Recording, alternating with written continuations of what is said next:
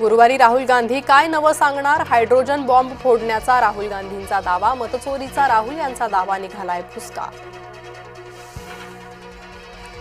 उत्तर प्रदेश पोलिसांची कारवाई, अभिनेत्री दिशा पटाणीच्या घरावर गोळीबार करणाऱ्यांचे एन्काउंटर, गाझियाबाद चकमकीत दोघे गुंड ठार. इतिहासकार गजानन भास्कर मेहेंदळे निवर्तले, शिवइतिहास अभ्यासकातील गुरुतुल्य व्यक्तिमत्व हरपलं.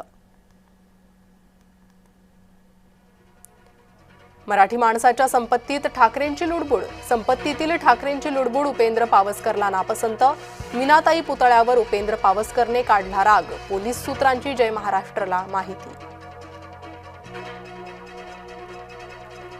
विनाकारण प्रत्येक गोष्टीचं राजकारण नको, फडणवीस यांनी ठाकरेंना सुनावलं, पुतळा विटंबनेनंतरचा उद्धव ठाकरेंचा दावा निघाला पोकळ.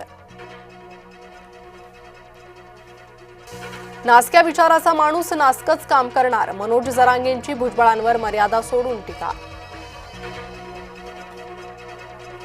कारण नसताना दोन समाजात वेगळं वातावरण, दोन समित्या करायची आवश्यकता होती का? आरक्षणाच्या मुद्द्यावर शरद पवारांचे सवाल. बीड अहिल्यानगर रेल्वे सेवा सुरू, मराठवाडाकरांची स्वप्न पूर्ण, मुख्यमंत्री उपमुख्यमंत्र्यांनी दाखवला हिरवा झेंडा. पंतप्रधान मोदींमुळेच रेल्वेचं स्वप्न पूर्ण, मोदींनी 10 वर्षात 21,000 कोटी रुपये दिले, मुख्यमंत्री देवेंद्र फडणवीसांकडून मोदींचं कौतुक. मराठवाड्यातील दुष्काळ भूतकाळ करणार, सरकारनं मराठवाड्यात पाणी आणलं, मुख्यमंत्री फडणवीसांचं वक्तव्य.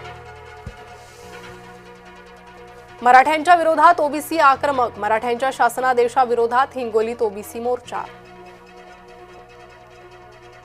अजित पवारांच्या गाडीसमोर तरुणाचा आत्मदहनाचा प्रयत्न, ग्रामपंचायतीच्या कामाच्या चौकशीची शेखर थोरातची मागणी, बीडच्या नगर नाका येथील प्रकार.